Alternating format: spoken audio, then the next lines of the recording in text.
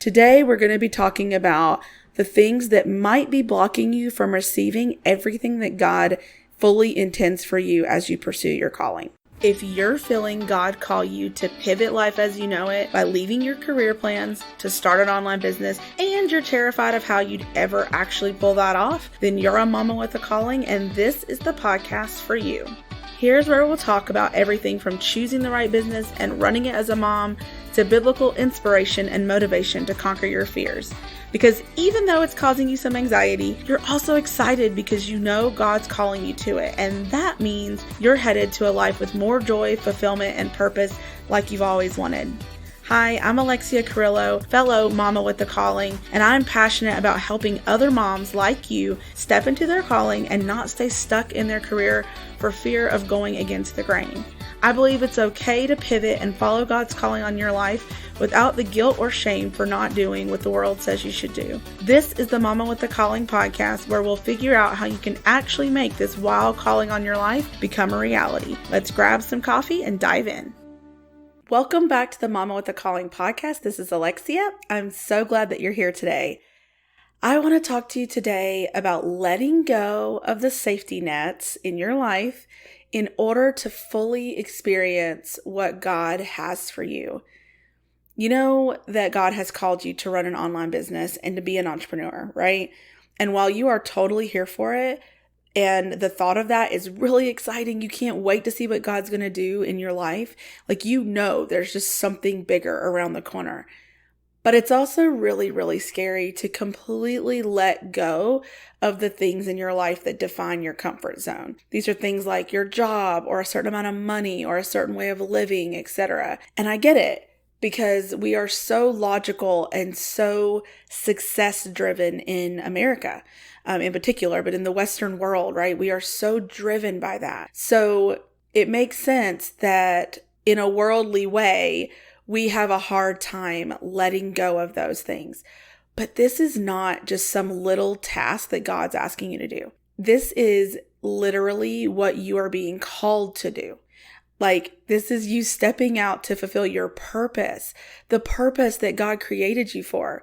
You're going to teach and encourage and lead and impact so many people with your business. And while God did choose you for this and He knows you can do it, He also needs you to become the person that can do it. And He needs you to trust Him before you can ever fully experience it.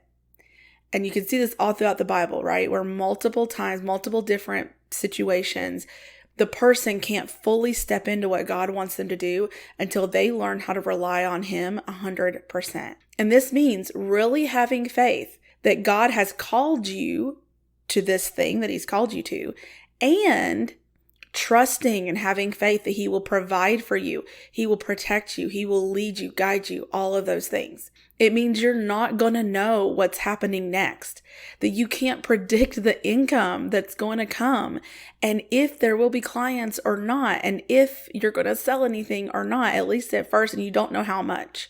You're simply saying yes to God's call on your life and trusting that the sales that come, that the clients that come, that the things that come, that they will come because God said they will. Having faith, though, right, isn't just believing. In James, he tells us that if we have faith but do not have works, then our faith is basically dead. And that's saying that if you have faith, then you are going to act according to what you're believing in, right? So even if you can't see it, you have faith in it, so you take action according to what you believe. The example that I love here is the one about the chair. I probably used it before on the podcast, but I just think it's a great example. And it's basically this, right? You believe that the chair is going to hold you when you go sit on it. Like, before you sit on it, you're like, yeah, that's a chair. I'm going to sit on it. But you actually have faith when you actually put your butt on the chair, because then you are taking action on the belief that you have. And that's faith. Sitting down on that chair and not expecting it to fall on the ground, not being scared that when you sit down, it's going to, like, nothing. You just sit because you know the chair is going to hold you. So how does this translate for you right now where you are as an entrepreneur pursuing what God has called you to do? This means actually taking action that aligns with your faith that God has already called you to this thing that you know He's called you to do and that He's going to provide for you. And if He called you, then that means you take action that aligns with that calling. And this is you showing your faith in God and His word over your life. That you are saying yes. And I think so often, so many women are stuck right here. It's hard to take action on a business if you don't believe that God is behind it. You're not going to show up for your calling if you don't believe you've been called. If you don't really have a sense of where God is calling you, what business He wants you to do, what ultimate thing He has for you, meaning like, you know that you want to help women do this thing, or you want to teach, or you want to guide, or you want to encourage, or whatever that is. If you don't know what that is, if you haven't sat with God on that, if you haven't prayed through that, if you haven't received coaching around that, whatever that is, to get to a place where you know what God is calling you to do, then you're not going to take action for that. You're not going to keep showing up in a business that isn't doing anything in the beginning because you're just showing up for the money, or you're just showing up because you don't want to work your 9 to 5 anymore. And that's hard because logically it feels insane to keep showing up for a business and it's not producing anything yet, right? So, but if you're showing up for this business and you are showing up day in, day out, week in, week out, even though you don't see the result, the reason you're showing up is because of your faith and your belief that God spoke this over you and that God will show up. So there are numerous examples of this in the Bible, but one that showed up for me this week as I was reading through Genesis was the story of Isaac in Genesis 26. So basically it's that Abraham has passed away and there was another famine in the land. So Abraham was Isaac's father, and there was another famine in the land in addition to the one that had occurred during Abraham's time. And it says, and Isaac went to Abimelech, king of the Philistines, at Gerar. The Lord appeared to him and said, do not go down to Egypt. Live in the land that I tell you about. Stay in this land as an alien, and I will be with you and bless you. So God is telling Isaac to stay. Even though you're an alien in this land, even though there's a famine, I want you to stay. And if you go over to verse 12, it says, Isaac sowed seed in that land, and in that year he reaped 100 times what was sown. The Lord blessed him. I'm like, 100 times. And that stopped me in my tracks because I'm like, 2 times would have been amazing. 10 would have been a miracle. But God went all out and did 100 times. And I was like, why? Why? That's obviously God showing His favor, His blessing. Why? Why was He doing that? And I think after sitting with it for a little bit and praying over it, it's because Isaac was showing his faith in what God had spoken to him. I mean, think about it. When you plant a field and you do all the work to sow all that seed and do all those things, you are saying, I'm staying here. I am, as the saying goes, like I'm laying down roots, right? You are planting, you have a field. It's not like you plant today and you reap tomorrow. It's a long season of taking care of the field and doing the whole thing and having the whole harvest. That is you saying, I'm staying, right? It's not like Isaac said, okay, I'll stay, but technically I'm also going to go buy a house in a nearby city just in case this whole thing living out here in a tent doesn't work out. I'm just going to kind of put one foot, I'm going to reduce the risk, right? Just in case. That's not what he did. He said, yes, I'm here. I'm staying here and I'm planting this field. And that action meant that he believed that God would provide. And not to mention, this is a year of famine.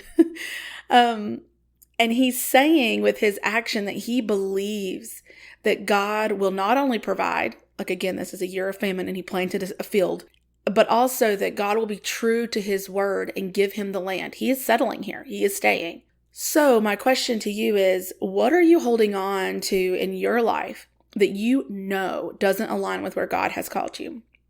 Is it your job? You know that God has already called you to do something specific and you started that business and you're making money at it even, but you still have the safety of your job. You've convinced yourself that it's the smart thing to do, that it's it's the money, it's the security, but really it's because you don't want to let go and you don't know how to trust God like that by letting go of that job that has nothing to do with the calling God has actually put on your heart. Maybe it's saying yes to business opportunities simply because they will make money, but they really don't align with the calling God has for you. And so you just keep saying yes and find yourself doing client work or being busy with a bunch of other things that aren't actually the blessings, aren't actually the things that God intended for you. Only you and God know what it is that you're holding on to that isn't part of your destiny. For me, this happened recently with my eBay business. So as some of you know, you listen to other episodes, I started this whole online entrepreneur thing with an eBay business. And I've done that since 2015. And I've known for about a year with certainty that I did not want to do eBay anymore, and it did not fit into my calling at all. I mean, I'm here to lead women and bring you guys back to God and just encourage you and inspire you to start these online businesses. eBay had no role in that. But every time I went to consider letting go of the business, I would say things like, well, maybe I could sell everything and pay off debt, or maybe I could just fit it in a couple of hours a week and make some extra money.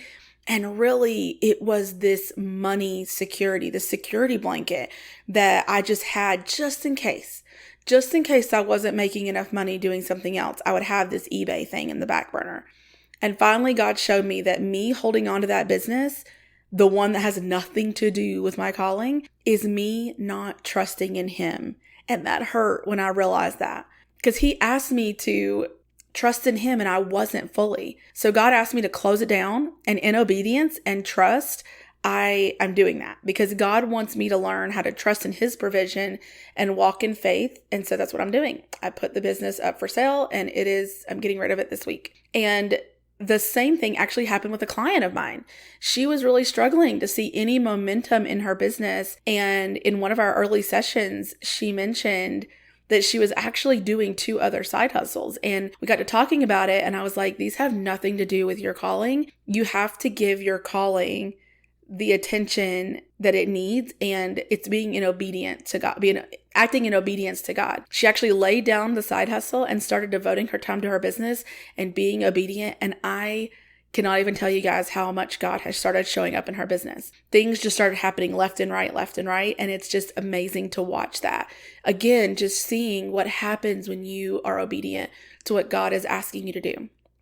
So what are you holding on to that you are going to let go of? Because you are going to be obedient to God. You're going to walk in faith, knowing that He will provide for you in ways that you can't even imagine. Now, I'm not saying this is some magic formula for getting 100 times your effort or investment, but I am saying that God rewards obedience and faithfulness.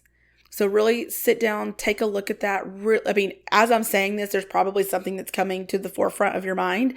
That is the thing that you need to take to God. And if you're finding yourself having a hard time knowing what God has called you to or how to fully step out in faith to embrace this, maybe you have a bunch of, fear and mental blocks that are stopping you, I'd love to support you. I'm here for you.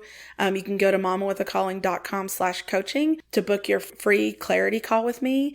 And I would love to just talk you through that. And that's what I'm here for. So I hope that this really encourages you. It might feel like it's kind of a downer if this is you, but I promise you, walking in faith, walking in obedience is way better than trying to do it on your own. Because God has amazing things planned for you.